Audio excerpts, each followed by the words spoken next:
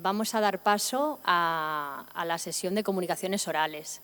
Decir que se presentaron muchas comunicaciones, de las cuales se seleccionaron 7 para ser presentadas aquí de forma presencial como comunicación oral, y ahora vamos a tener la suerte de poder disfrutar de estas ponencias. La primera es una comunicación titulada «Test genéticos predictivos en menores de edad, una situación frecuente de conflicto ético», presentado por el doctor Antonio Pérez Aytés, compañero genetista médico de la Unidad de Dimorfología y Genética Reproductiva del Hospital de la Fe de Valencia.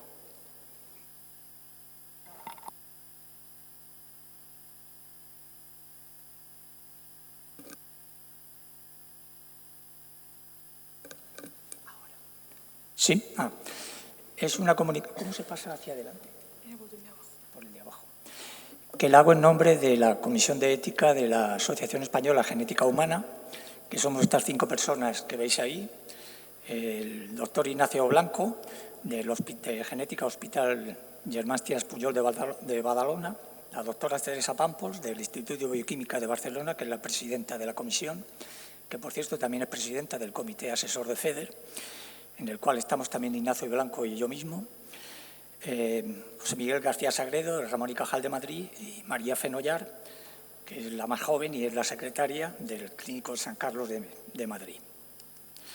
Bueno, pues las actuales técnicas de genética molecular, que ya se ha hablado bastante esta tarde, habéis visto que son potentísimas y por medio de ellas se pueden diagnosticar en menores de edad enfermedades que se manifiestan en la edad adulta.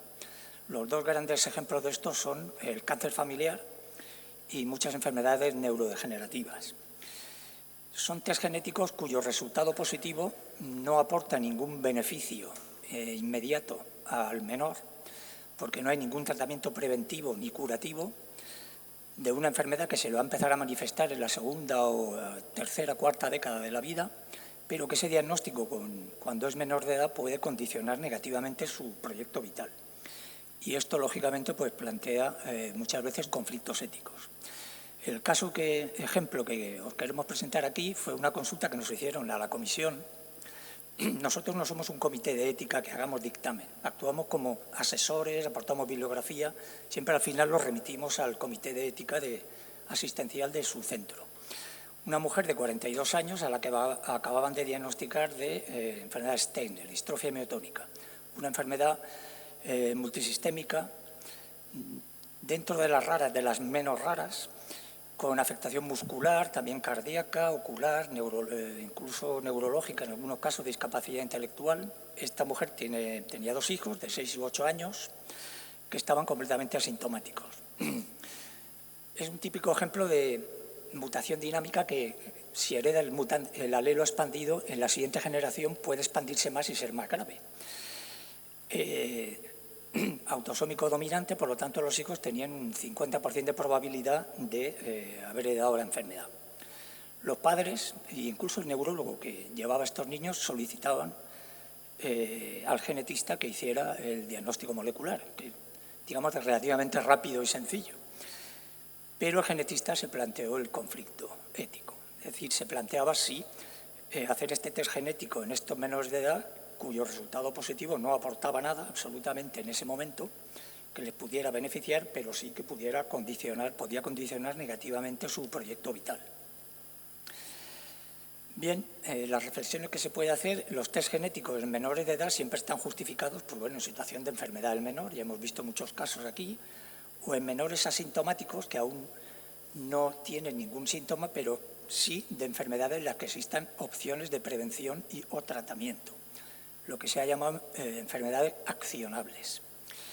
En enfermedades como este caso de inicio de la edad adulta, aunque en distrofia miotónica puede haber ya de forma neonatal, pero bueno, en este caso estaban asintomáticos, que no hay opciones de prevención o tratamiento, las diferentes sociedades científicas, la recomendación, y esto surgió ya a finales de los años 90, a partir sobre todo de una enfermedad muy grave, neurológica, que es la enfermedad de Huntington, se recomienda, y todas recomiendan, diferir la prueba hasta que se considere que el menor tiene una no edad concreta, sino la madurez y competencia necesaria para que él pueda entender las implicaciones de un resultado positivo.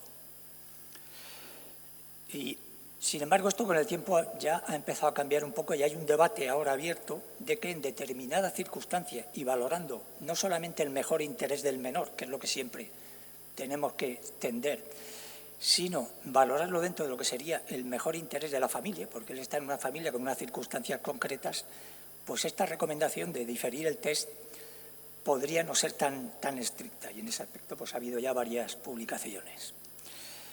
Esto, bueno, son una serie de consideraciones, que esto lo he sacado de un taller de bioética, de un caso similar, que era una distrofia muscular tipo Duchenne-Becker, que hicimos en el congreso del año pasado de la Asociación Española de Genética Humana, sobre este tema. Pues bueno, puede haber hay muchos argumentos a favor y en contra, muchos de ellos son en espejo, el mismo que sirve para, digamos, no hacerlo, que puede también indicar a realizarlo, como es la estigmatización. Estigmatización va a tener un menor al que se le ha diagnosticado una enfermedad de inicio en edad adulta, como esa incertidumbre a la familia de ese menor que tiene un 50% de haberla heredado y que cada vez que tenga 38 de fiebre o se caiga jugando en el colegio, pues lo van a llevar rápidamente al neurólogo a ver si es verdad que está enfermo. Es decir, todo eso influye. En resumen, y este es el mensaje un poquito que queríamos hacer llegar, pues en determinadas circunstancias y valorando el mejor interés del menor dentro de este contexto de mejor interés de la familia, la recomendación de diferir el test genético hasta que el menor tenga capacidad de decidir podría flexibilizarse. Habría que ir caso a caso concreto y no esta recomendación que se hizo en un momento dado en una enfermedad tan grave, y de ahí se ha derivado todo, como era la enfermedad de Huntington. Y en cualquier caso, siempre que en un tema de esto, como en cualquier otro en genética, que ahora surgen mucho con los hallazgos incidentales, etcétera, etcétera, la recomendación es siempre consultar al Comité de Bioética Asistencial del centro, que precisamente va a hacer un dictamen y le va a ayudar a tomar la decisión, que al final siempre es individual del profesional. Muchas gracias por vuestra atención.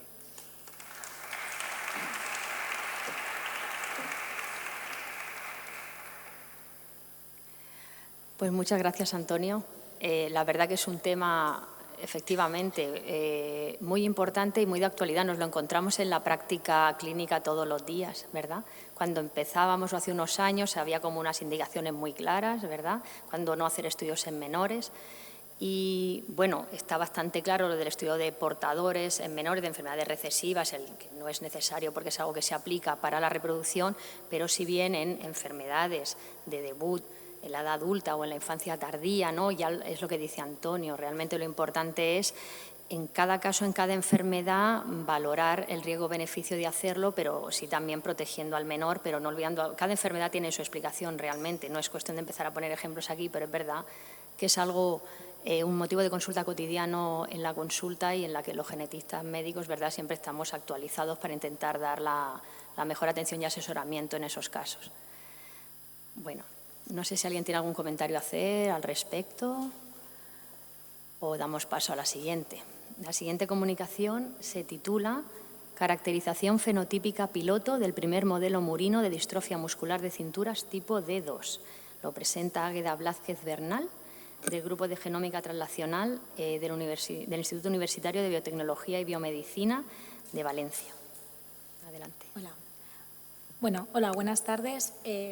Voy a introducir brevemente lo que es la distrofia de cinturas muscular tipo D2, que dentro de todas las distrofias musculares de cinturas, este tipo de enfermedad de herencia autosómica dominante principalmente se caracteriza por ser una enfermedad muscular de herencia, como digo, autosómica dominante, con un perfil clínico de debilidad y degeneración muscular progresiva, concretamente de los músculos proximales, que son los de la cintura pélvica y escapular.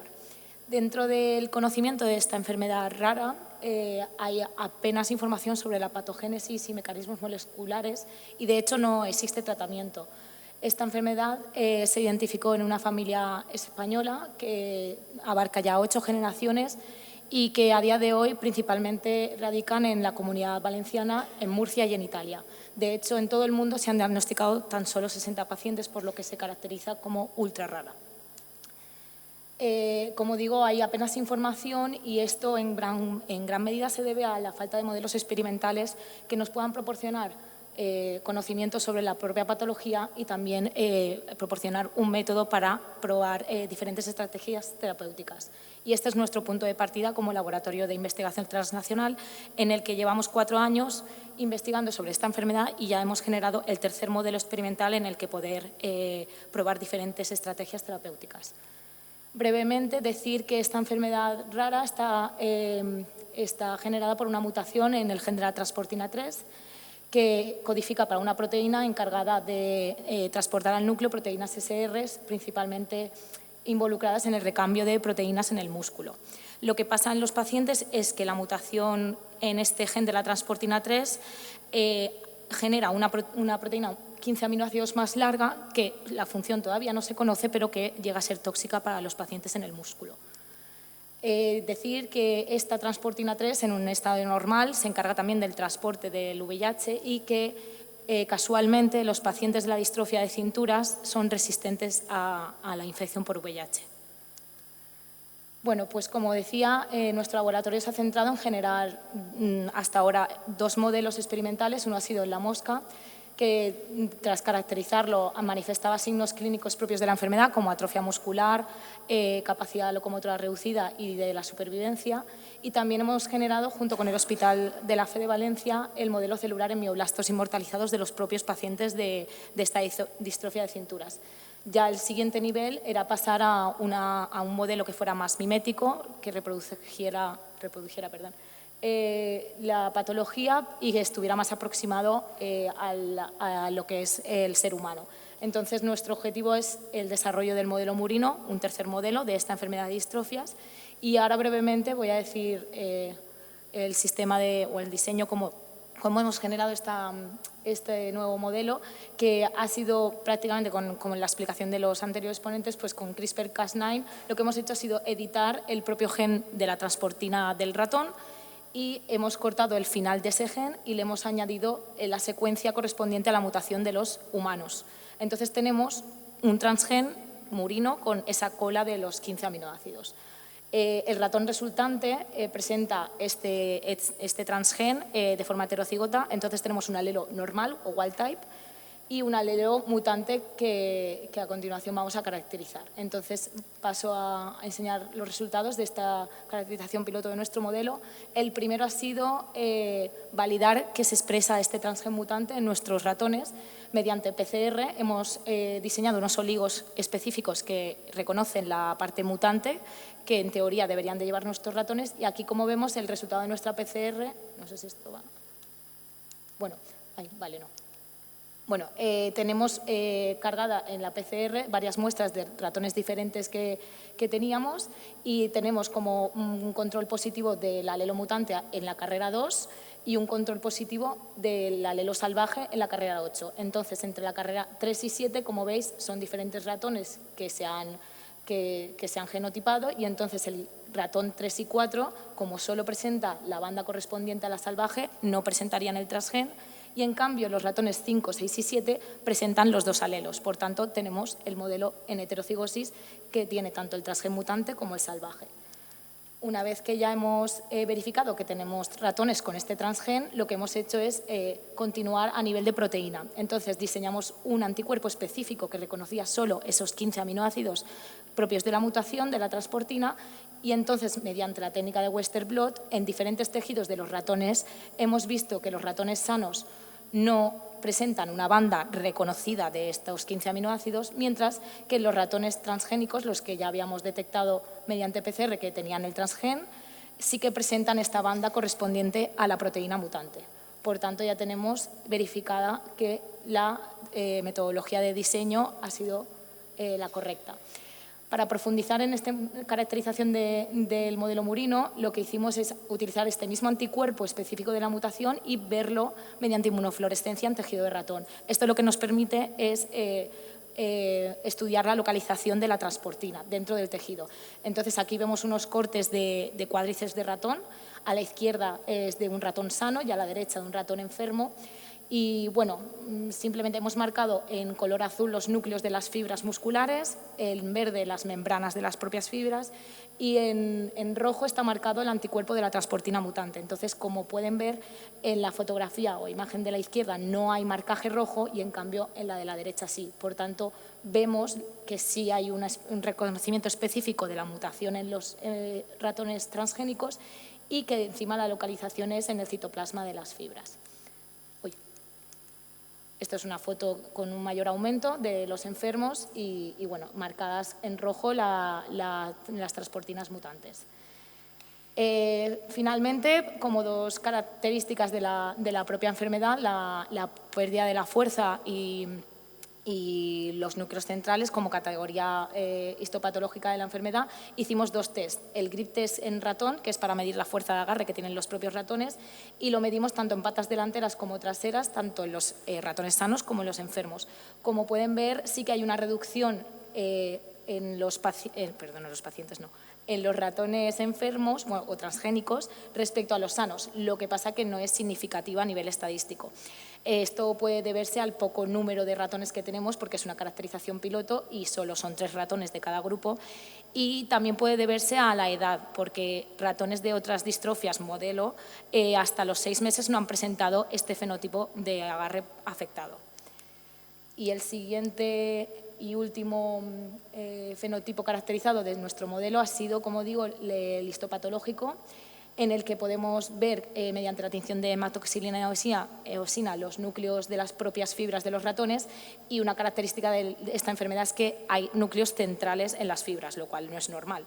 Entonces, aquí hay dos imágenes de fotografía de un ratón sano a la izquierda y de un transgénico a la derecha, y aunque no hay mucha cantidad de núcleos marcados en morado, sí que se han observado núcleos centrales en algunas fibras, pero el porcentaje no es muy elevado.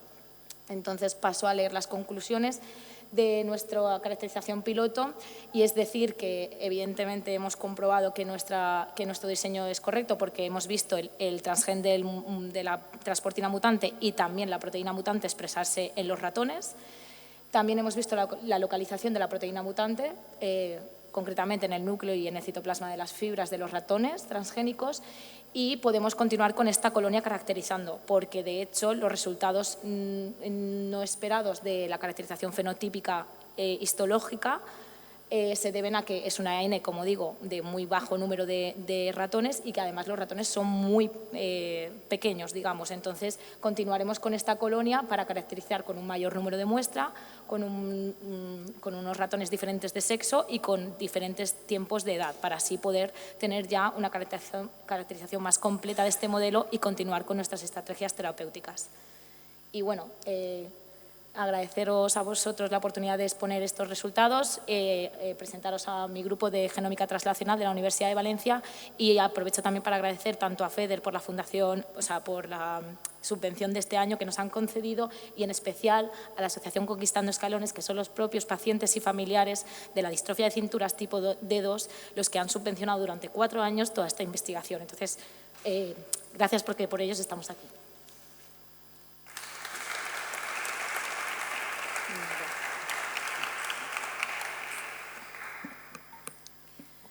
Pues muchísimas gracias. Ha sido una exposición muy interesante y bien, como ha dicho el ponente anterior, todo el trabajo que hay ahí detrás, ¿verdad? Y bueno, unos magníficos resultados.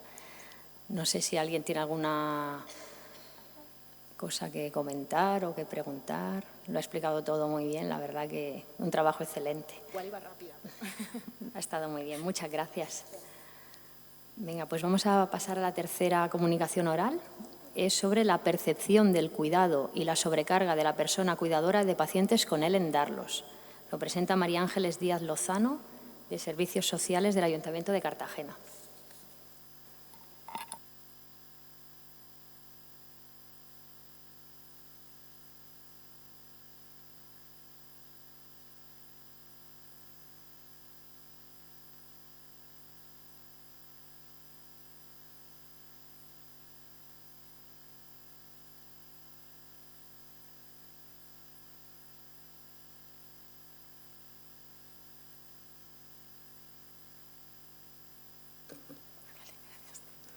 Hola, buenas noches.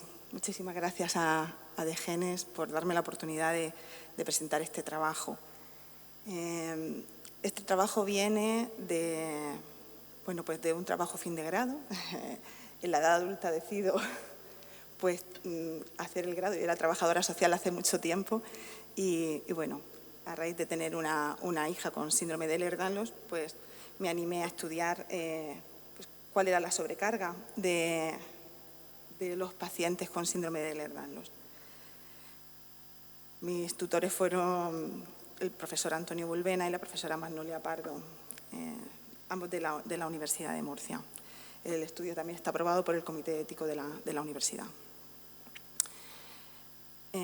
Es un estudio comparativo. Yo decidí hacerlo entre pacientes con síndrome de Ehlers-Danlos y pacientes de Alzheimer, cuidadores de síndrome de Ehlers-Danlos y cuidadores de pacientes de Alzheimer, porque sí que había un estudio muy profundo de lo que ocurría con los cuidadores de pacientes con Alzheimer, ¿no? Y sí que me preocupaba y quería conocer qué era lo que ocurría también con los cuidadores de pacientes con el síndrome de Ehlers-Danlos. Pues para eso tengo que empezar diciendo lo que es el síndrome de Ehlers-Danlos. Es un grupo heterogéneo de enfermedades que afectan al tejido conectivo. Presenta problemas en la piel, en ligamentos, en articulaciones, en órganos internos, en la vasculatura y tiene un aspecto clínico pues, bastante variable. Como todas las enfermedades raras, hay un gran desconocimiento acerca de esta enfermedad. Es una enfermedad multifactorial y muchas veces son los propios pacientes los que tienen que hacer de pacientes expertos. Al mismo tiempo, hablaré un poquito del Alzheimer, que como casi todos sabemos es la forma más común de demencia. Es la responsable entre el 60 y el 80% de las demencias y se presenta con unos signos de alerta que al final son diagnosticados por un neurólogo. En ambas enfermedades pues hay detrás asociaciones que son las que me han ayudado a poder llevar a cabo este estudio. Los objetivos eran caracterizar a nivel sociodemográfico a la persona cuidadora de síndrome de Ehlers-Danlos y a la persona cuidadora de Alzheimer, conocer y comparar la sobrecarga de las personas cuidadoras a través de la escala Zarit, comprobar si la labor del cuidado se asocia a la ansiedad y a la depresión a través de la escala HATS y conocer el grado de preparación para el cuidado a través de la escala de preparación para el cuidado. Por último, conocer la percepción de las personas cuidadoras en relación al apoyo sociosanitario. Para llevar a cabo este estudio, obtuvimos una muestra de 50 personas cuidadoras de la enfermedad de Alzheimer y 57 personas cuidadoras del síndrome de Ehlers-Danlos, todas mayores de 18 años. El cálculo muestral se hizo a través del programa Gradno y se llevó a cabo con la escala Zarit como referente. Lo primero que apareció, se pasó a los cuidadores un cuestionario autoadministrado en el que se reflejaban los datos sociodemográficos, se les pasó la escala de Zarit, la escala HATS, la escala de preparación para el cuidado y, por último, un cuestionario de percepción del apoyo social y sanitario. Una vez que obtuvimos los datos, se exportaron a través del programa JMP Pro 16 para el tratamiento estadístico. ¿Cuáles fueron los resultados? Pues a nivel de persona cuidadora fueron muy parecidos. Había una edad media de 52 años en la enfermedad de Alzheimer, 48 en Ehlers-Danlos, la mayoría eran mujeres. Y en el caso de los enfermos sí que había una diferencia significativa de edad, pero no de sexo. Obviamente porque cuando hablamos de Alzheimer hablamos en su mayoría de personas mayores. 80 años era en Alzheimer y 26 en Ehlers-Danlos. A nivel de estudios era realmente pues, muy parecido. Más de la mitad de los encuestados tenían estudios de bachiller o estudios universitarios y me pareció así relevante que casi el 45% de los cuidadores de pacientes de síndrome de Ehlers-Danlos habían dejado de trabajar para cuidar a su familiar, frente a un 31% en la enfermedad de Alzheimer. Cuando comparamos a través de la escala de Zarit, de la escala de sobrecarga de Zarit, nos encontramos que en ambas enfermedades había sobrecarga, pero quizá un poquito más elevada en la enfermedad de Alzheimer. En la escala, o sea, cuando comparamos la ansiedad y la depresión, como pueden ver, eran muy parecidos los resultados, y también se consideró que en ambas enfermedades había bastante ansiedad y depresión. Por último, se consideró también, de forma muy similar, que ambos cuidadores de las dos enfermedades tenían una preparación mínima o aceptable para el cuidado. Y aquí creo que viene un poco lo interesante del estudio, ¿no? Cuando hablamos del apoyo social y sanitario, se les preguntó a los cuidadores si tenían ayuda de otra persona para el cuidado de su familiar. Y en el 88,1% de los cuidadores de Alzheimer dijeron que sí, frente a un 47% de los de síndrome de Ehlers-Danlos. Y aquí todavía más interesante, cuando les preguntábamos si la ayuda era familiar o era externa, en el 100% de los enfermos de Ehlers-Danlos la ayuda era familiar. Cuando les preguntábamos con qué frecuencia no se sentían apoyados por el profesional de referencia, pues más del 50% de los cuidadores de pacientes de síndrome de Ehlers-Danlos dijeron que no se sentían apoyados por este profesional. Y también se les preguntó acerca de las asociaciones. Bueno, pues frecuentemente y siempre consideraron pues casi un 30% que se sentían apoyados por las asociaciones. Nunca o rara vez bajó bastante la estadística. ¿Cuáles fueron las limitaciones para este estudio? Pues a mí la verdad es que me está pendiente la validación del cuestionario de la percepción del apoyo social y sanitario. Fue un cuestionario bastante novedoso. Y también, bueno, pues como se debería hacer en todos los estudios, hubiera sido muy interesante que pudieran participar en el mismo los propios agentes implicados en la elaboración de los cuestionarios, me refiero. Las implicaciones prácticas, pues nos gustaría divulgar, por supuesto, este estudio en congresos como este, en webinars, en talleres y en conferencias, pero sobre todo poner o desarrollar programas de atención para la prevención de la sobrecarga de los cuidadores, que ciertamente en Alzheimer sí que existen, y cuando tú vas a una asociación enseguida tienen también en cuenta a los cuidadores, pero sin embargo en el síndrome de Ehlers-Danlos eso no ocurre, como en la mayoría de las enfermedades poco frecuentes. Mis conclusiones fueron que la persona cuidadora del paciente con SED tiene una edad media de 48 años, 3 de cada 4 son mujeres, con un perfil muy parecido a las de enfermos de Alzheimer, que la sobrecarga en el cuidado global es algo menor en el síndrome de Ehlers-Danlos, pero bueno, que también existe, que hay una aceptable preparación para el cuidado, que hay un grado de sufrimiento muy parecido al nivel de ansiedad y de depresión en ambas enfermedades, que hay una importante labor de las asociaciones, que no existe apoyo formal aún hacia la persona cuidadora en el síndrome de Ehlers-Danlos, y que sí que hay un sentimiento de menor apoyo del profesional de referencia para los cuidadores con síndrome de Ehlers-Danlos. Sin nada más, pues quería agradecer sobre todo a los pacientes enfermos de Alzheimer, los cuidadores de pacientes de enfermos de Alzheimer y los de Ehlers-Danlos, que muy amorosamente y muy dispuestos colaboraron con el desarrollo de este estudio. También a los profesionales que han estado detrás de él, y por supuesto a la Asociación de Genes, como he dicho antes, y a la UCAM por permitirme presentar estos resultados. Gracias.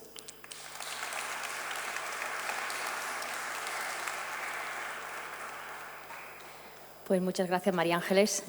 Muy bonito el trabajo. Me alegro de tus avances en este área, y es muy importante hacer este tipo de trabajos también para valorar a nivel global, no solo el paciente, sino la familia, todo lo que sufre, y poder ayudarles. Solo una pregunta que tengo yo. De los pacientes de Ehlers-Danlos, de tu corte, ¿eran cualquier tipo de Ehlers-Danlos o estaba centrado en el hipermóvil? No, era cualquier tipo de Ehlers-Danlos. Participaron vasculares, incluso tuvimos un LOEX-10 también. Eso sería interesante, ¿no? En tus resultados, a lo mejor... en los generales están recogidos, pero... Sí. Está interesante. Hombre, a mí me interesa mucho este trabajo, la verdad está muy atenta, ¿vale? Entonces, es verdad que pienso, ¿no? Tal vez lo que decía llama la atención, ¿no? Hay más proporción de pacientes, o sea, de cuidadores que dejan de trabajar en el Elen-Darlos. Puede ser porque son pacientes más jóvenes, pueden ser niños, por tanto, digamos, no es una situación igual, ¿no? Que tu hijo con una enfermedad te pueda invalidar, que a lo mejor tu padre más mayor puede ser un factor a tener en cuenta. Sí, me gustaría ampliar este estudio y de hecho estamos pensando en ampliarlo y averiguar esas cuestiones. Pero si me preguntas cuál es mi hipótesis, es que sí, es verdad que hay... Bueno, también se ha visto en el rango de edad, que eran más pequeños. Y luego también es cierto que tenemos una percepción de la institucionalización de los cuidados en los mayores que no se da en los niños. Exacto.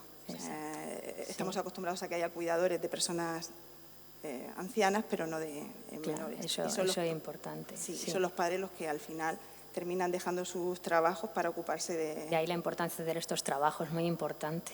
Y también es verdad lo de la sensación del apoyo, ¿no? Del médico de referencia. Hablamos de siempre de enfermedades raras, la sensibilización por parte de los facultativos. Claro, la enfermedad del Alzheimer tiene muchos protocolos, tiene muchos cuadros de seguimiento, está todo muy establecido para el neurólogo, está dentro de su práctica diaria. ¿Qué problemas tenemos con los Elen-Darlos? Que bien sabes, no hay un programa de seguimiento.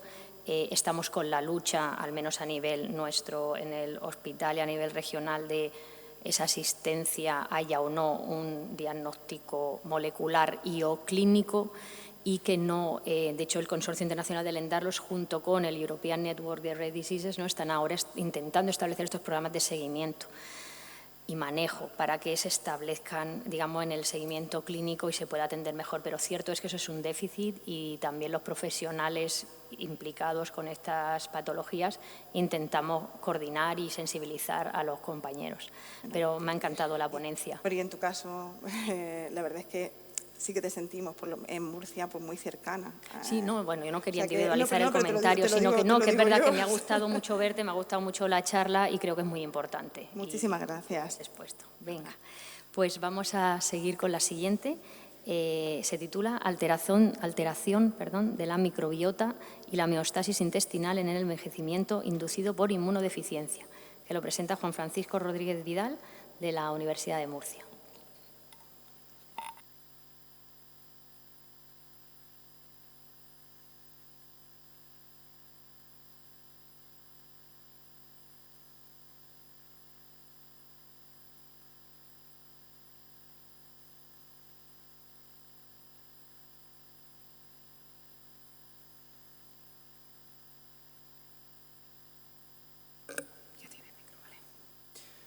Bueno, buenas tardes. Mi nombre es Juan Francisco Rodríguez. Vengo del Grupo Inmunidad, Inflamación y Cáncer de la Universidad de Murcia.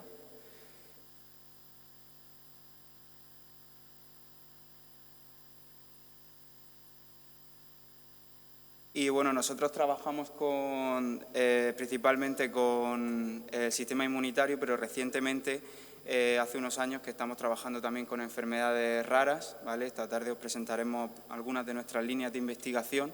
En concreto, pues yo os voy a hablar de las inmunodeficiencias, más concretamente del síndrome de Omenn. Esto es un síndrome que se engloba dentro de las inmunodeficiencias severas combinadas, en el cual los pacientes pues, carecen de linfocitos funcionales, y esto en la mayoría de casos es debido a mutaciones en los genes que codifican para las proteínas RAC1 y RAC2, que son las recombinasas que participan en el proceso de formación de los anticuerpos, de las fracciones variables de los anticuerpos, de manera que pues, estos pacientes no consiguen tener esos linfocitos funcionales.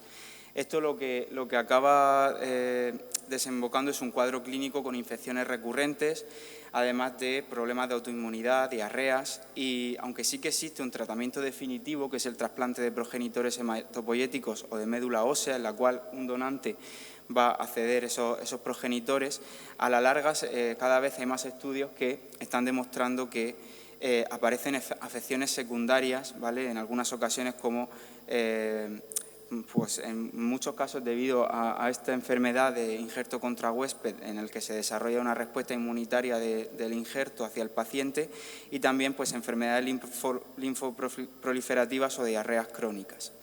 En nuestro caso, En nuestro grupo hemos demostrado además que nosotros trabajamos con el pez cebra como modelo, pues por múltiples ventajas que presenta, como una elevada fecundidad y un desarrollo rápido, y esto nos ha permitido también demostrar que los mutantes en RAC, estos peces inmunodeficientes, tienen una supervivencia bastante menor con respecto a los controles, además de pues, múltiples marcadores inflamatorios que están sobreexpresados. Y esto también pues está en concordancia con lo que sucede en pacientes con inmunodeficiencias secundarias como los pacientes con VIH, que también pues, acaban desarrollando un fenotipo de envejecimiento acelerado.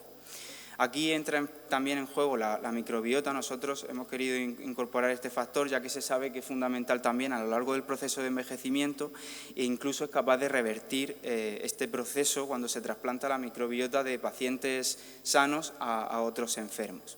Por tanto, en mi proyecto pues, el objetivo es evaluar cuál es el fenotipo intestinal de estos peces que son mutantes en RAC, ¿vale? El modelo de la inmunodeficiencia, y también la diversidad microbiana con el objetivo de ver cuál es el mecanismo molecular que puede estar afectando a ese proceso de envejecimiento y buscar así dianas terapéuticas que puedan mejorar la calidad de vida de estos pacientes. En cuanto a resultados preliminares, pues sí que hemos podido comprobar que existe un fenotipo intestinal bastante elevado, como veis aquí. Las vellosidades intestinales están bastante acortadas y pues en general la superficie absortiva del intestino está bastante reducida. También parámetros como son la lámina basal o la superficie de mucus y las células caliciformes, que son las encargadas de segregar ese mucus que es necesario para la función del intestino, también están reducidas tanto en tamaño como en número. También hemos analizado mediante análisis transcriptómico la expresión de genes. Se observan numerosos genes que cambian con, a modo de resumen, comentaros que hay muchas rutas sobreexpresadas relacionadas con remodelación de ese intestino, de la matriz y también con migración celular, y otras que están reprimidas, que son obviamente esperables, como son la respuesta inmunitaria. Entre estos múltiples genes que están alterados, nosotros ahora intentamos encontrar dianas que puedan ayudarnos, como os digo, a encontrar dianas terapéuticas, como es el caso de este gen caspasa-6, que codifica para la proteína caspasa-6, que está implicada en el proceso de apoptosis, que es un tipo de muerte celular. Y hemos visto que está sobreexpresada en el intestino de estos peces, además también pues, con técnicas florimétricas. No solamente hemos comprobado la expresión, sino la propia actividad de la proteína, que está muy elevada en el intestino de los mutantes. En el caso del pez cebra, pues este gen está, hay tres copias de este gen, de manera que ahora estamos trabajando mediante la metodología CRISPR-Cas en generar la línea mutante para ver si de esta manera podemos revertir el fenotipo. Y por otro lado, en cuanto a la microbiota, que la podemos analizar con método también de secuenciación, pues hemos observado que la diversidad, que se mide con índices como el que tenéis aquí, índice de Shannon, está bastante reducida en los mutantes, pero no solo la diversidad, sino la carga microbiana total, pues también aparece reducida. Y aquí, como observáis en esta gráfica, esto hacia la derecha es el cambio que se observa con la edad, arriba en los peces que son normales, silvestres, sanos, y abajo los que son mutantes. Y como veis, en general los colores que aparecen, que es la diversidad de esas bacterias, pues se reducen considerablemente en el caso de los mutantes en comparación con los peces silvestres. Y bueno, con otro tipo de análisis también metatranscriptómicos que estamos realizando, pues vemos que rutas tan importantes como la de los ácidos grasos de cadena corta, pues también están reducidas en el caso de los mutantes. También hemos realizado trasplantes fecales para ver si podemos revertir el fenotipo al trasplantar la microbiota sana hacia los peces mutantes y también el experimento contrario. Y lo curioso es que no conseguimos realmente recuperar la microbiota sana en los mutantes, aunque sí podemos hacer lo contrario, la de los mutantes hacia los silvestres. Y bueno, esto al final nos lleva a pensar que debido a que esa homeostasis intestinal, esas condiciones del intestino están tan alteradas, no podemos recuperar esa microbiota hasta que no seamos capaces de modular un poco esa homeostasis. Y nada, finalmente pues agradecer sobre todo a mi grupo de investigación, a nuestro jefe que es Víctor Mulero, y a todos los colaboradores que tenemos, y también pues a los organizadores del Congreso por aceptar mi comunicación.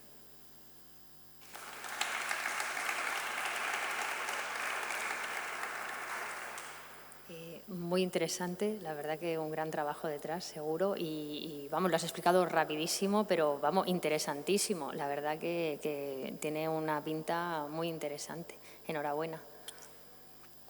Bueno, pues vamos a pasar a la siguiente comunicación, que es de desarrollo de un modelo de pez cebra del síndrome KBG para el escrutinio de drogas y el estudio de variantes patogénicas, que presenta Jalek Nizkamir, también de la Universidad de Murcia, del Ciberer y del IMIP.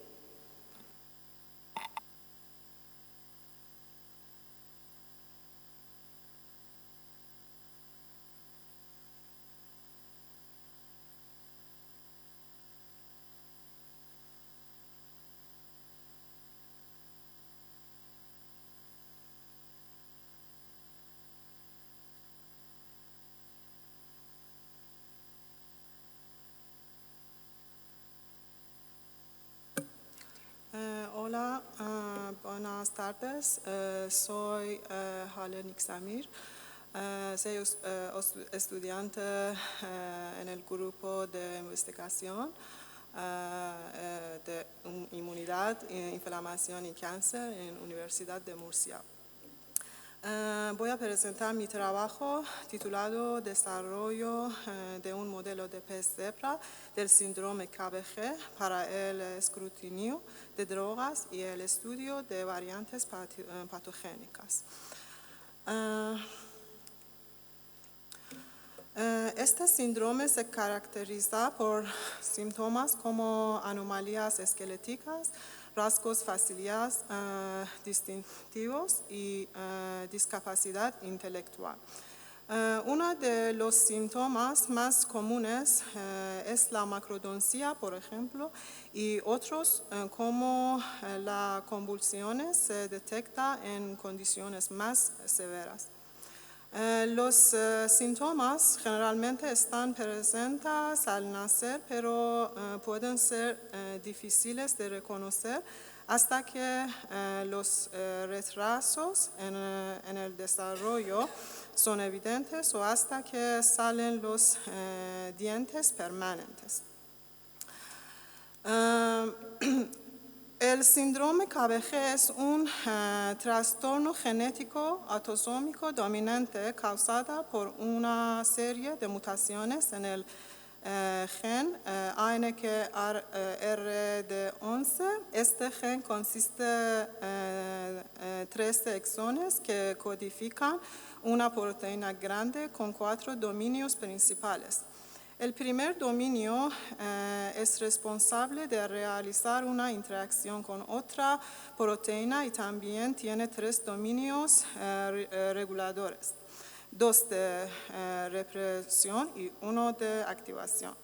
ANKRD11 orquestra la expresión espaciotemporal de los genes al regular las funciones de los otros activadores o supresores de la transcripción durante las diferentes fases del ciclo celular y el desarrollo. Se han descrito diferentes mutaciones entre los pacientes, la mayoría de las cuales son mutaciones sin sentido que producen un codón de stop prematuro en el ARN mensajero y mutaciones de desplazamiento del marco de lectura. De manera que se producen diferentes tipos de proteínas que carecen de uno o más dominios funcionales. Otro tipo de mutaciones son microdeleciones en una parte del cromosoma 16 que apagan la totalidad o una parte del gen ANKRD11. El tercer tipo son mutaciones de cambio de sentido donde cambia un aminoácido o lo largo de la secuencia, siendo esta la menos frecuente. ¿Y qué conocemos sobre el mecanismo patogénico de estas mutaciones? Todos los pacientes albergan un alelo mutante junto a otro normal. La primera teoría es la haploinsuficiencia, donde que la cantidad de la proteína normal no es suficiente para realizar su función. La segunda hipótesis es la acumulación de la proteína mutante en las células. Estas proteínas truncadas pierden su extremo carboxil, de manera que no pueden ser reconocidas por el sistema de degradación de protosoma. La tercera teoría es el efecto dominante negativo, donde las formas truncadas ocupan el sitio de unión de las proteínas objetivo y interfieren con función normal. Conocer el mecanismo patogénico nos ayudará a encontrar la mejor estrategia terapéutica. Para lograrlo, estamos trabajando tanto en el modelo animal de pez cebra debido a su alta identidad genética con el humano. Nuestro primer objetivo en el modelo animal fue encontrar fenotipos similares a las manifestaciones clínicas del síndrome KBG en humanos. Para determinar la importancia de cada dominio funcional en el desarrollo de los fenotipos patogénicos, se emplea el sistema CRISPR-Cas9. En primer lugar, se generó una forma truncada de la proteína que solo presenta el primer dominio. Como se puede ver, las larvas mutantes muestran anomalías severas relacionadas con procesos de desarrollo, como anomalía esquelética, falta de vejiga natatoria, problema de movimiento. Además, pudimos detectar una hiperacetilación que es un marcador de activación transcripcional en las larvas mutantes en comparación con el grupo control, mostrando el papel de esta proteína en la regulación de los marcadores epigenéticos. La sobreexpresión de dominio ANK en las larvas de pez cebra también tiene un impacto negativo muy grave en los peces de desarrollo. Estos son informes de casos de 29 pacientes españoles con KBG, entre los que tenemos casi todos los tipos de las mutaciones reportadas. Estudiar los mecanismos moleculares de cada grupo de mutaciones y evaluar la correlación entre cada mutación particular y la manifestación clínica es nuestro objetivo futuro para poder encontrar el mejor y más efectivo tratamiento para cada paciente. Y muchas gracias a todos, perdón, yo no hablo mucho de español y espero que hago bien.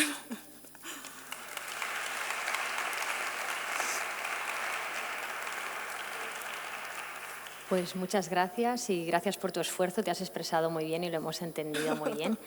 Me parece muy interesante y de hecho lo que has comentado de la episignatura, ¿no? La alteración de la epigenética, que a lo mejor cuando vemos pacientes, ¿no? A lo mejor con sospecha o encontramos una variante de significado incierto en el gen, podríamos a lo mejor valorar el ver si hay esa alteración y nos pudiera ayudar a ver a valorar la patogenicidad de la variante, ¿no? O sea, eso estaría disponible incluso ya, ¿no? Es decir, si vemos algún paciente podríamos hablar con vosotros, si hay alguna variante de significado incierto para ver su patogenicidad, a lo mejor sería algo interesante, ¿no? Por si hay esa alteración cuando hay una variante causal, se altera la episignatura, nos podría servir para valorar esas variantes. O sea, sí, que es un trabajo interesante. Sí, porque según anterior, tenemos muchos pacientes con diferentes tipos de mutaciones y cada mutación afecta diferentes partes de proteína truncada. Entonces, seleccionamos entre estos pacientes para evaluar qué es el mecanismo en cada paciente, porque yo pienso, según el artículo, y dicen que cada uno dicen que tenemos diferentes mecanismos patogénicos. Entonces, es muy interesante ver qué es el efecto de cada mutación. Claro, muy bien. Pues muchísimas gracias. De nada. Bueno, ya la penúltima comunicación de hoy es la del desarrollo de aptámeros como terapia para enfermedades de neutropenia congénita que presenta Francisca Alcaraz Pérez del IMIP.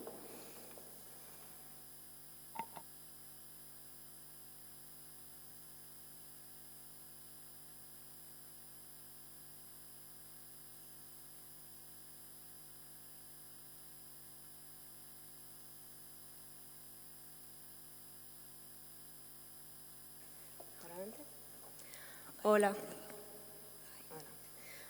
Buenas tardes. Lo primero de todo, dar las gracias al Comité Científico por darme la oportunidad de presentar uno de los proyectos que llevamos a cabo en el grupo Telomerasa, Cáncer y Envejecimiento, en el IMIP Pascual Parrilla, que lidera la doctora María Luisa Cayuela. Antes de entrar en materia, voy a definir unos conceptos básicos que es interesante que queden claros. Lo primero de todo, ¿qué son los aptámeros? Pues desde el punto de vista etimológico, la palabra aptámero viene del latín aptus, que significa que encaja, y del griego mers, que significa molécula. Con lo cual, aptámero significa molécula que encaja.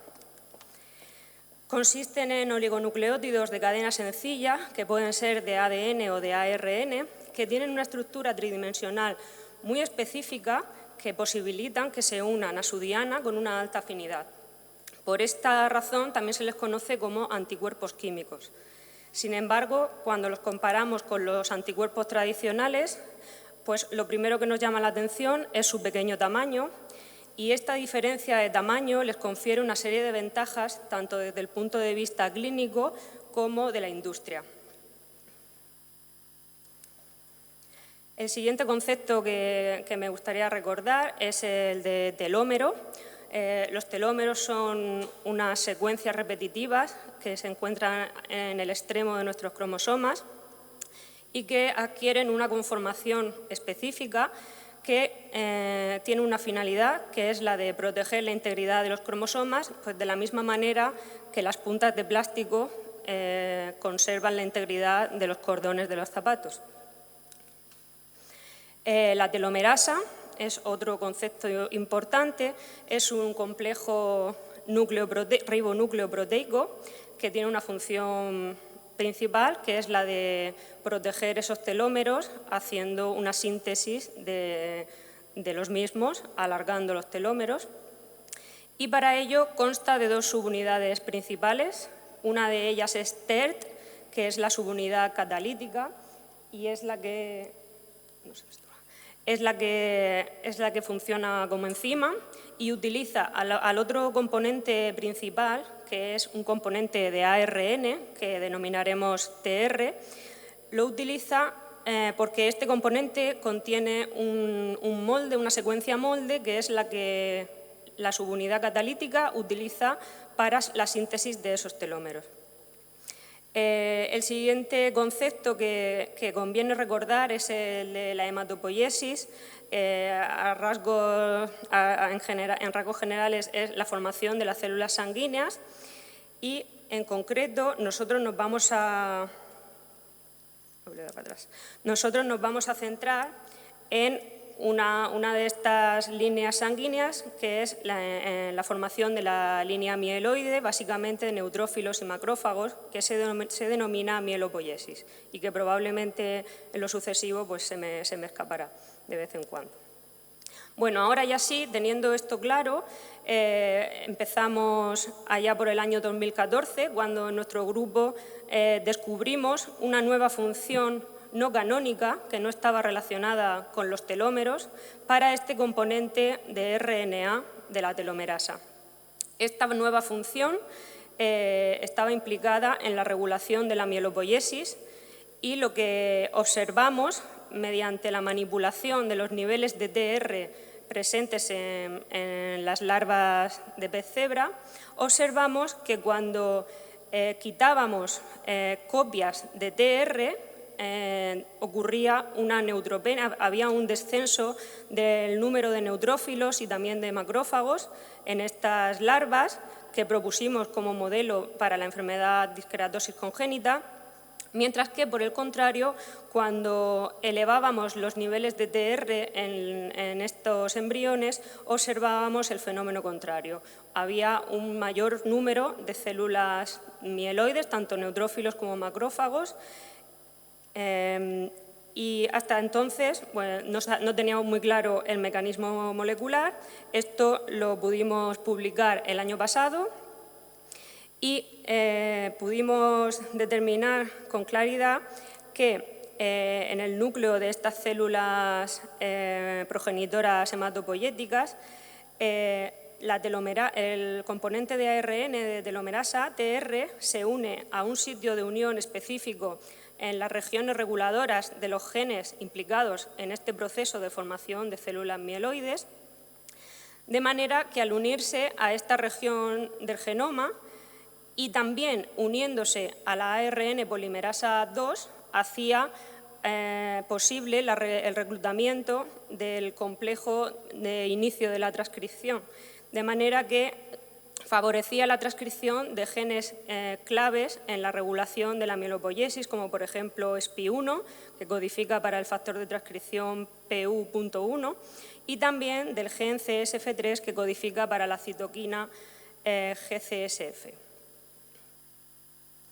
En vista de estos antecedentes en nuestro grupo y en vista de la estructura tridimensional de la propia molécula de TR, pues nos planteamos una hipótesis, y es que ¿qué pasaría si troceásemos esta molécula de TR y obtuviésemos una librería de aptámeros para intentar ver si alguno de ellos hace la misma función en mielopoiesis que TR?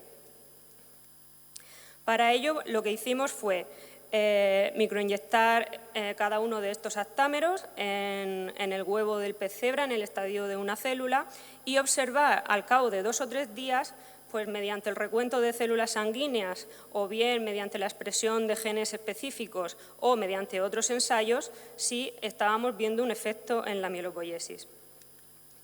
Aquí os voy a enseñar en esta presentación los experimentos de recuento de células sanguíneas, en concreto recuento de neutrófilos en la zona de la cola, que están marcados con la proteína verde fluorescente, y os voy a mostrar también los resultados que nos dieron 2 de los aptámeros de toda la librería, en concreto el aptámero T800 y el T1000, que como podéis ver en la gráfica que cuantifica las fotos de la izquierda, no solo la molécula completa de TR es capaz de aumentar el número de neutrófilos en las larvas, sino que también los aptámeros T800 y el T1000 son capaces de hacer el mismo efecto. En todos los casos, como control, utilizamos unos aptámeros que coinciden en su secuencia con los que os he dicho, pero que tienen una mutación que está conservada y se encuentra presente en enfermos de disqueratosis congénita con afectación en TR. Y como podéis ver, pues los mutantes, los aptámeros mutantes no son capaces de hacer este efecto.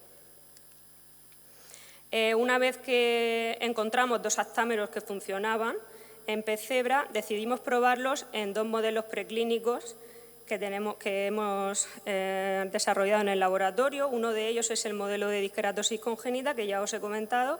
Este modelo tiene un bajo número de copias de TR y por tanto presenta neutropenia cuando lo comparamos con el control silvestre. Y el otro modelo es un modelo de poiquilodermia con neutropenia, que también tiene alterado el número de copias del gen USB1 y al final resulta con una neutropenia comparados con los silvestres. Estas gráficas parecen un espejo porque el comportamiento es exactamente el mismo y vemos cómo, al igual que la molécula completa de TR, los aptámeros T800 y T1000 son capaces de aumentar el número de neutrófilos en este modelo preclínico. Visto que funcionaban en pez cebra, esto está en proceso de revisión y los revisores nos piden también que comprobemos qué pasa con ratón. Y lo que hemos hecho ha sido pues, desarrollar un ensayo de diferenciación de colonias. Para ello tenemos la médula ósea de ratón y sembramos estas células con distintos factores de diferenciación y al cabo de 1 o 2 semanas contamos la composición de colonias eritroides o mieloides que hay presentes. Cuando esto lo llevamos a cabo en tres fondos genéticos distintos, en ratones silvestres, en ratones deficientes mutantes que no tienen la subunidad catalítica de telomerasa, TERT, y también en ratones deficientes que no tienen la subunidad de RNA, TR. En los 2 primeros casos vemos que la deficiencia en la subunidad catalítica no afecta a la composición de las colonias eritroides y mieloides, tienen el mismo número y, sin embargo, en los ratones deficientes en TR sí que observamos que hay una pequeña, pero estadísticamente significativa, reducción en el número de colonias mieloides frente a las eritroides. Por lo tanto, tenemos el mismo fenotipo que estábamos viendo en el modelo de pez cebra. El siguiente paso fue incorporar nuestros aptámeros a este ensayo junto con los factores de diferenciación y ver si observamos algún efecto en el número de colonias. Si miramos los resultados del ratón silvestre y del ratón deficiente en la subunidad catalítica de la telomerasa, son similares también a los del deficiente en TR, y es que con el aptámero T1000, en este caso solamente hemos probado el T1000, obtenemos que hay un incremento de las colonias mieloides en comparación tanto con su control mutante como con el control silvestre. Y lo mismo pasa en los otros 2 fondos genéticos que no presentan TERT o TR. Con lo cual, de nuevo, este aptámero está funcionando en el modelo de ratón. Y ya el siguiente paso que hemos hecho para validar nuestros aptámeros ha sido llevarlo a un modelo humano in vitro que consiste en obtener células de sangre periférica y mediante el proceso de reprogramación celular hemos obtenido células pluripotentes inducidas para después, mediante la adición de estos factores de diferenciación, volver a contar al cabo de 1 o 2 semanas las colonias eritroides y mieloides. En primer lugar, pues, como control utilizamos una muestra de un paciente sano y lo comparamos con muestras de sangre de un paciente de disqueratosis congénita que tiene una mutación en la subunidad catalítica y con otro paciente de disqueratosis congénita que tiene una mutación en el componente de TR. Como podéis ver, los resultados son muy claros. En el caso del control sano y del mutante en la subunidad catalítica, la composición de colonias eritroides y mieloides es similar. Sin embargo, el paciente de disqueratosis congénita que tiene afectada la subunidad de TR, observamos que tiene una disminución muy grande en el número de colonias mieloides con respecto a las eritroides. El siguiente paso, igual que antes, hacer el mismo proceso, pero añadir también nuestros aptámeros y ver qué son capaces de hacer. En este caso sí que hemos probado tanto el T800 como el T1000 y los dos nos dan el mismo resultado. En el control sano vemos que T800 y T1000 es capaz de aumentar el número de las colonias mieloides. En el caso del mutante en la subunidad catalítica, vemos que el aptámero T800 también es capaz de incrementar un poco ese número de colonias mieloides, pero el resultado es mucho más contundente en el caso del mutante en la subunidad de RNA de la telomerasa, y vemos cómo en los dos casos la adición de los aptámeros es capaz de aumentar el número de las colonias mieloides con respecto a las eritroides. Por tanto, en vista de todos estos resultados, podemos concluir que los aptámeros T800 y T1000 se comportan como la molécula completa de TR y el mecanismo molecular está evolutivamente conservado. Los aptámeros T800 y T1000 son candidatos para desarrollar un ensayo clínico cuya diana sea la neutropenia, que puede ser asociada a enfermedades raras, a un montón de enfermedades raras, pero también puede ser a una neutropenia de origen idiopático o una neutropenia inducida por distintos tratamientos como una quimioterapia, una irradiación, o, por ejemplo, también servirían para promover la movilización de las células madre hematopoyéticas de la médula ósea a la sangre, que actualmente esto se lleva a cabo con GCSF recombinante y nuestros aptámeros podrían bien sustituir el uso del GCSF recombinante, que además de ser hepatotóxico es muy caro, o bien podrían complementar ese tratamiento haciendo que bajasen los efectos hepatotóxicos y también reduciendo los costes. Y ya, esto es todo. Muchas gracias. Me gustaría dar las gracias pues, a nuestras instituciones, a mis compañeros del Grupo Telomerasa, Cáncer y Envejecimiento, también a los compañeros del Grupo de Investigación, Inmunidad, Inflamación y Cáncer, así como al resto de instituciones que nos financian para poder llevar a cabo esta investigación. Y ya para despedir, aprovecho la oportunidad para decir, bueno, si alguien quiere trabajar con nosotros, que no solo hacemos investigación y llevamos a cabo unos proyectos muy chulos, sino que también pues, aprovechamos cualquier oportunidad para pasarlo bien y reivindicar que de eso se trata, un mayor apoyo a la investigación. Y nada más. Muchas gracias.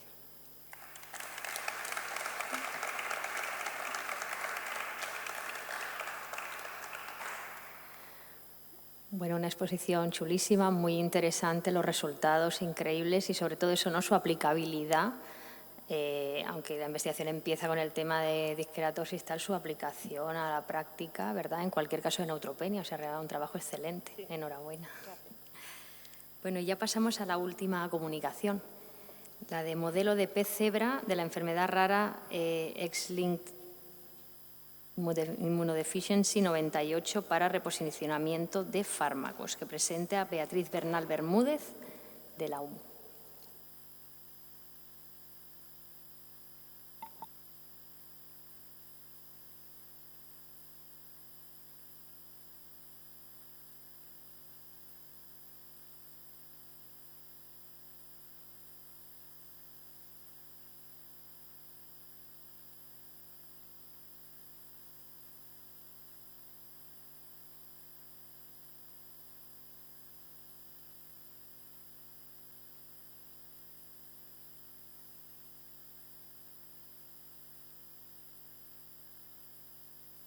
Hola, vale. Buenas tardes a todos. Yo soy Beatriz Bernal Bermúdez, investigadora predoctoral del Grupo Inmunidad, Inflamación y Cáncer de la Universidad de Murcia, y voy a presentar mi trabajo que se titula El modelo de pez cebra de la enfermedad rara X-linked 98 para reposicionamiento de fármacos. Bueno, en primer lugar, como ya todos sabéis, las enfermedades raras son aquellas que afectan a 1 de cada 2.000 personas y la mayoría tienen un origen genético. En cuanto a los afectados, en España existen 3 millones de afectados y 30 millones en toda Europa. Sí, bueno, como ya se ha comentado a lo largo del Congreso, existen más de 7.000 enfermedades raras, de las cuales el 80% tienen un origen genético, el 65% son graves e incapacitantes y el 50% se desarrollan en la infancia. Esta enfermedad se conoce como trastorno del desarrollo intelectual ligado al cromosoma X de tipo 98 y está provocada por una deficiencia en el gen NextMIF o también conocido como KIAA2022 o KIDLIA. Este estudio comenzó con el caso de una paciente que presenta una mutación heterocigótica, probablemente patogénica de novo, en el exón 3, provocando un stop prematuro y, en consecuencia, el truncamiento de la proteína. NextMIF es el gen del factor de migración y extensión de neuritas que se localiza en el cromosoma X, codifica una proteína nuclear y su pérdida de expresión afecta a la migración de las neuronas, el crecimiento dendrítico y la morfogénesis. Esta enfermedad presenta una prevalencia menor de 1 por cada 1 millón de habitantes y fenotípicamente está caracterizada por presentar encefalopatía leve moderada, epilepsia mioclónica o de ausencia y discapacidad intelectual. El objetivo principal de este trabajo es poder realizar un escrutinio a gran escala mediante reposicionamiento de fármacos en larvas de pez cebra deficientes en NextMIF con el fin de identificar nuevas drogas para tratar la enfermedad. Como ya han mencionado mis compañeros, utilizamos como animal de experimentación el pez cebra debido a las múltiples ventajas que presenta, entre las cuales podéis observar en esta diapositiva su elevada fecundidad, su organogénesis en 24 horas, el genoma se encuentra completamente secuenciado y la más importante de todas es que nos permite hacer un escrutinio de fármacos a gran escala. Además, el 71,4% de los genes humanos presentan al menos un ortólogo en el pez cebra y esta similitud asciende a un 84% cuando nos fijamos en genes asociados a enfermedades. En el caso de NextMIF, como podéis ver, en el pez cebra se encuentra duplicado y tenemos 2 genes, NextMIF-A y NextMIF-B. En cuanto a materiales y métodos, para poder desarrollar el modelo de la enfermedad en el pez cebra, utilizamos el sistema CRISPR-Cas9, que ya a lo largo de la tarde se ha hablado de él, mediante el cual somos capaces de microinyectar en el huevo de pez cebra, en el estadio de una sola célula, el cRNA contra estos genes y cRNA estándar para poder obtener los controles de los experimentos. Además, utilizamos una herramienta bioinformática conocida como DIDE, mediante la cual podemos detectar las pequeñas inserciones y delecciones que hemos sido capaces de generar con esta herramienta de edición del genoma. En primer lugar, en los huevos microinyectados con este cRNA, que es la F0, observamos que había un indel de un mosaico de mutaciones, tanto para NextMIF-A como para NextMIF-B, con una elevada eficacia. En la siguiente generación, que fue la F1, ya pudimos ver que teníamos peces que eran heterocigóticos, es decir, presentaban un alelo silvestre y un alelo mutante.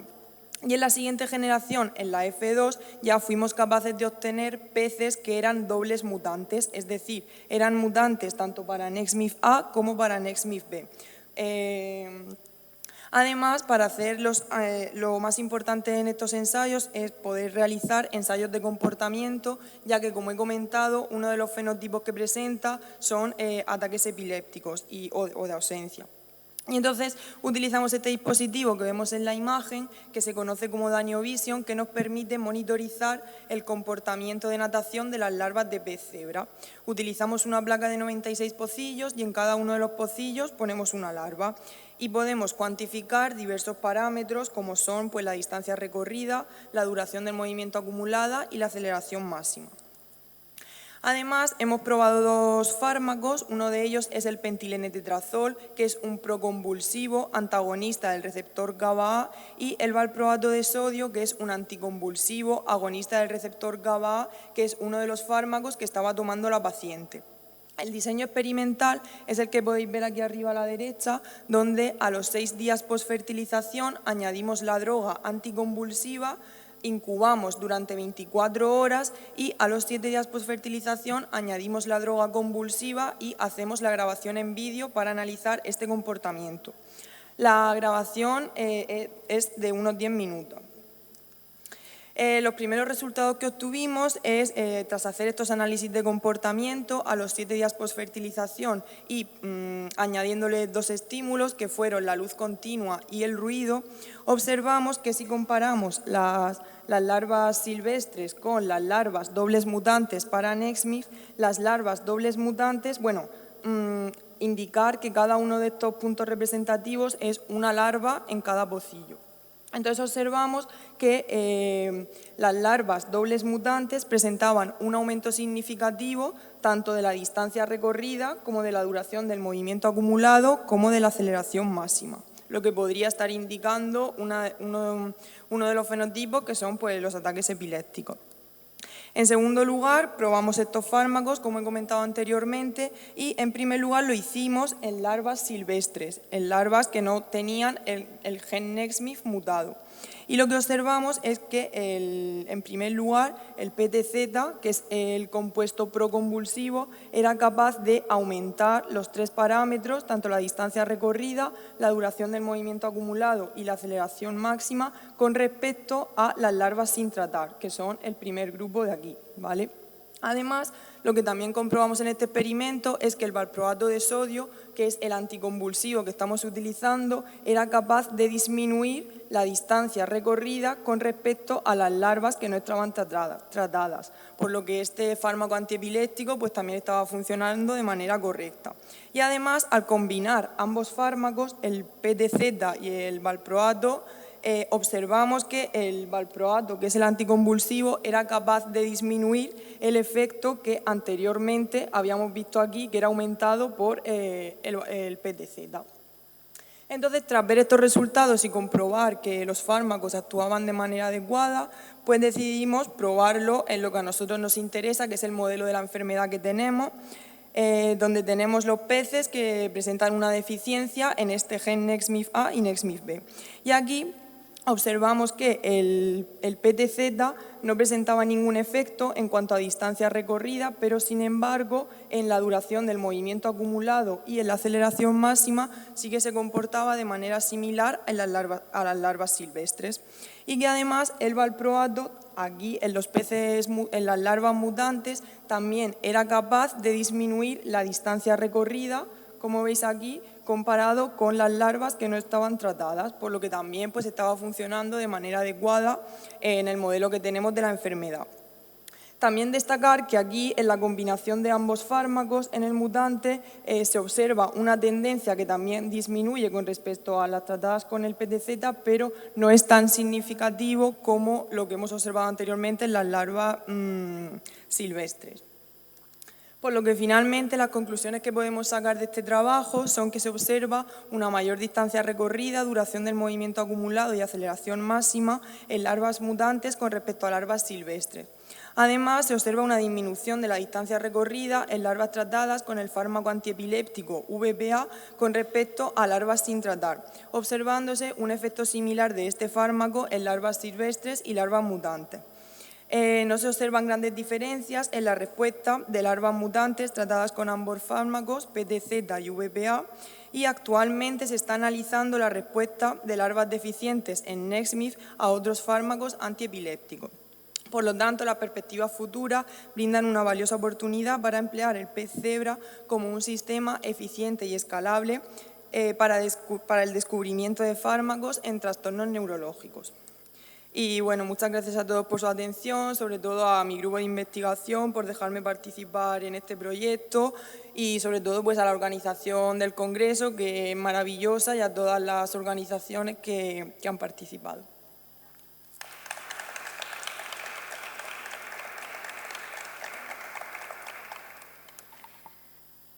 Pues nuevamente muy interesante, Beatriz. La verdad que el trabajo del grupo, como se ha expuesto en las diferentes comunicaciones que habéis presentado, se ve la calidad, el rigor y el buen trabajo, y cualquiera de ellas son increíbles y muy interesantes. Muchísimas gracias por compartirlas. Gracias.